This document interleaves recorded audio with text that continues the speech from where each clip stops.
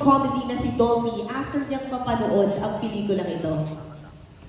Ako muna. Good evening po sa inyo lahat. Siguro sasabihin niya sa akin, "Hoy, anong ginagawa niyo?"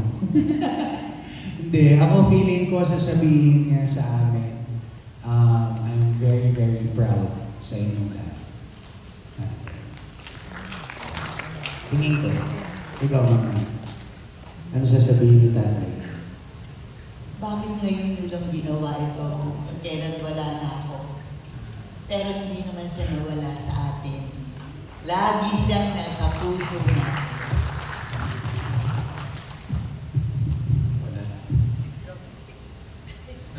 Hindi, siyempre, unang sasabihin ni tatay, bakit wala ako dyan? Hindi. Of course, unang-una tama si Direk Boyd yung anong ginagawa niyo. Pero he's gonna be very, I know he's gonna be happy sa project na ito. At sasabihin niya, isang pasasalamat at pinagpapatuloy namin ang kanyang legasiya. Dahil ang Home Along the Release po ay marami pong ginawa at maraming tinudge na buhay ng tao sa mula noon na kailangan po ng tao ngayon. So, Tay, I love you and salamat. Sa iba niya, Boy to Bandol. Basta yung mga kasta, dapat kompleto. Papa, sagot namin ni Boy, Papa, lahat na kayo hinanap namin eh. Hindi lang namin pwede hanapin, nakakalimutan. So, I know he's very proud of us kasi nakita niyang nagsama-sama kami ulit. Even the Sunog Bagas, yung mga luma, mga OG, kung tawagin. Yung nasa likod ko, si Presley, nahanap namin yan sa Mount Apa-Apa. So, ganun ho talaga. Opo, salamat. Ayan. Ang sasabihin ni tatay siguro, lalong-lalo na sa'yo, Boy, too. Good job. Good job. I'm proud of you. Yun sasabihin natin. Sa atin lahat. Pero lalo na sa'yo. Yan. Thank you. Miss Picolini? Siguro si tatay sabihin niya, maraming salamat kasi yung pamilya na binuo niya, pamilya na mahal niya, pamilya na itinaguyod niya, hanggang ngayon buong-buo pa ang samahan. Tunay ang nagmamahalan on or off camera. Smokey? Ang sasabihin ni tatay, magtrabaho kayo dahil gusto kong maraming makapanood ng pelikulang ginawa ninyo. At para kumalat pa yung mensahe niya na ang pamilyang Pilipino, kahit na gaano kahirap pa ang buhay, basta sama-sama nagmamahalan, kahit ano ay pwede. Gusto niyo ba dagdagan, Miss Dan?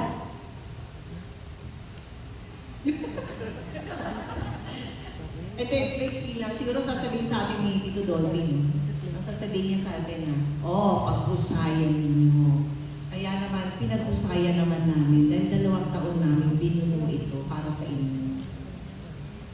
Thank you so much. Our next question is coming from John of Cap Film Dub. Since the last Home Along the Release movie in the 90s, how did you adjust for this new movie, humor-wise?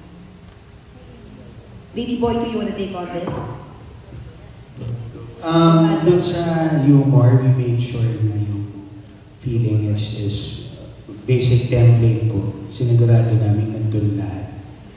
Pinagkaibahan lang nun, lumaki na kami. Pero yung humor, yung puso, yung core, yung pinaka-main, ano niya, is really about family ba na? Can you repeat the question, please? Humor-wise, paano kayo nag-adjust sa pelikula na ito, sa The Reunion? Given that, syempre marami ng generation ang makakapanood. Yeah. Dinig ko kanina, double noise eh. So, ano po, of course, tulad niya siya direct, at first, pero alam niyo po, mga kapatid, pag nagsama-sama kami, bumabalik yung pagkakalanlan kasi at ease kami sa isa't isa. Pero of course, nung unang taping, lalo kami mga tumanda, dahil si Maybe ako, si Dos, parang Teka, paano ko ate yung dati matakaw ako. Tapos may anak na ako mas matakaw sa akin, di ba? So, adjustment, pero madali kasi iba yung bonding ng family ever since parang hindi nawala. Kahit matagal kami nagpahinga. Yes. Follow-up question, this one's coming from John Bueno of Kumagkao. When did you start planning for the movie and casting for it? And may mga plans daw ba kayo na mag-international release din? Theatrical po. Nung nag-start, I remember, nag-start to, meron kami, actually, kami dalawa ni Vandol, meron kaming pinopromote na isang product na kailangan namin mag-viral. Sabi ni P, paano ba tayo mag-viral? Pumunta tayo dun sa Riles. May pinuntahan kaming Riles sa may bandang sukan. Tapos kami dalawa. May trend pang dumadaan. No? May trend. Sumakto may trend na dumadaan. Tapos gumaganon-ganon lang kami. Nagulat kami nag-viral. Tapos after 2 weeks, nagkaroon ng parang baptismal. Si Kuya Bill. Hindi ako yung bininyagan ha, yung anak ko. Nagkaroon ng anak si Kuya Bill.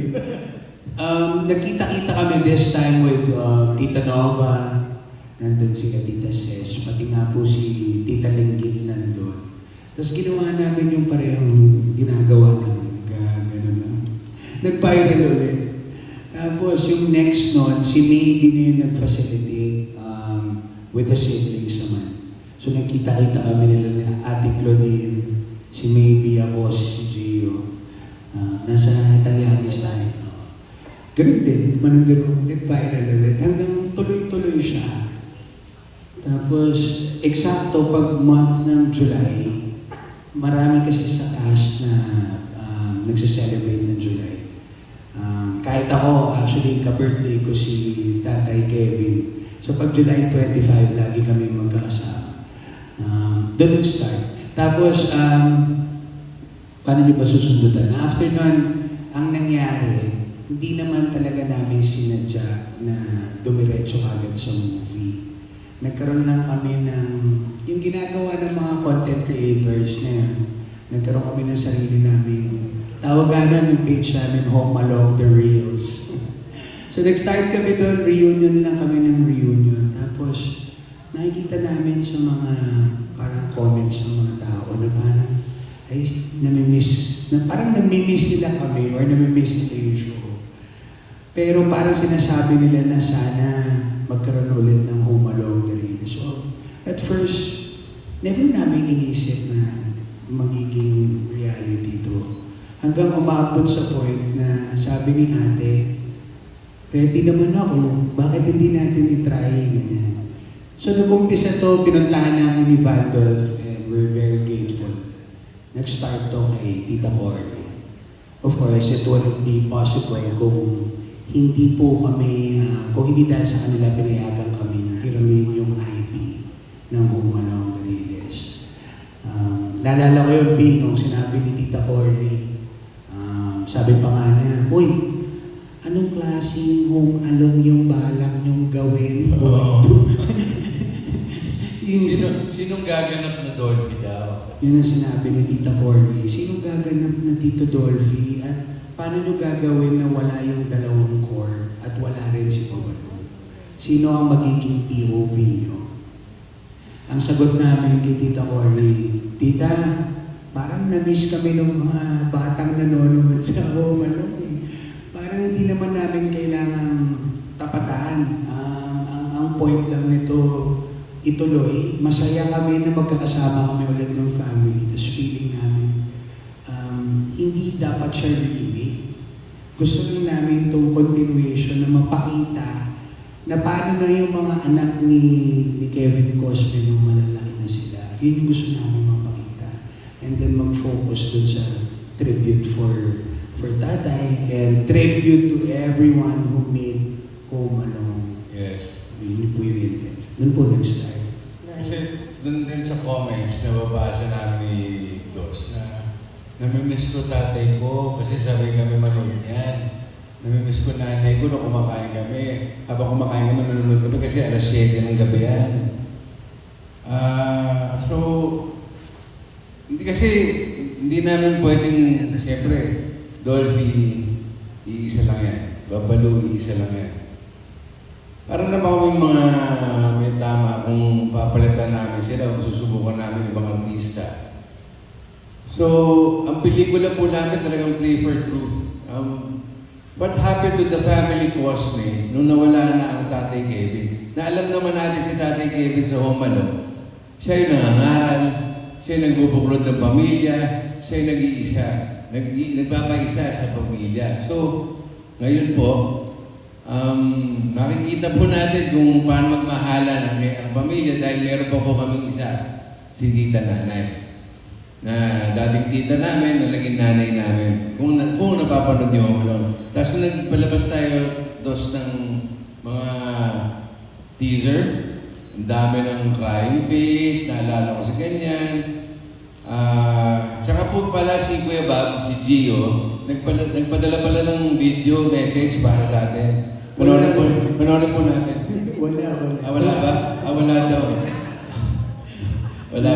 Sorry. Yun po. Salamat. And actually, may follow-up na kadikit niya yung tanong si Naz Tavares ng pelikula Mania. Sino raw yung pinakamadaling hatakin para sa reunion na ito? At sino yung pinaka-last nag-yes? Bakit ako lagi? Ang Ang pinakamadaling hatakin noon, yung mga sunog baga.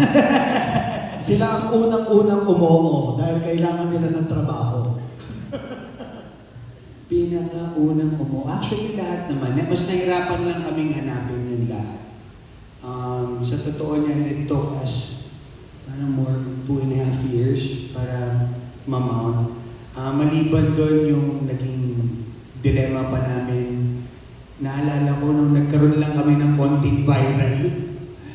Pinag-iwalay-hiwalay po kami. Lahat po sila nagkaroon ng mga taping. So, nahirapan po ulit kami magkita-kita. Pero yung ginawa namin, hinanap namin yung mga OG na sunog baga. Presley, mag-hi ka naman. Actually, 4 po sila eh. Nakasama po yung mga OG, nakasama sila sa movie. Pero right now, sumama na po siya kay Tatay Kevin. So, 3 na. While filming the film, no? Ilan lahat ang sunog baga? Supposedly, Mami, kaya lang hindi na po umabot yung isa sa showing natin. From the start, how many sunog baga do we have? Ang nawala? Kite, Rudy, Danny, Alex, Muso. Marami, ma. Marami. Pinabilang Ilan na lang ang natira? Tatlo, yung mga original 3. Ito muntikan na, nahata ko lang eh. Eric, yung isa ko dyan kasi narigaluhan ng stem cell. Sabi ko may Yung nasa pinakadulo.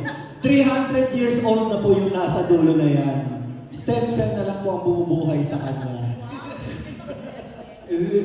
Pero ano po, when we started contacting them, walang humindi naman po sa Home Alone. In fact, everyone was so excited to be part of the movie. Wala nga nagtanong kung gaano kalaki yung role nila. Walang ganun. It's just, the fact that we're going to work on something together. Tapos hindi lang basta-basta project, kundi yung Home Along the Riles maibalik ulit. Okay na lahat.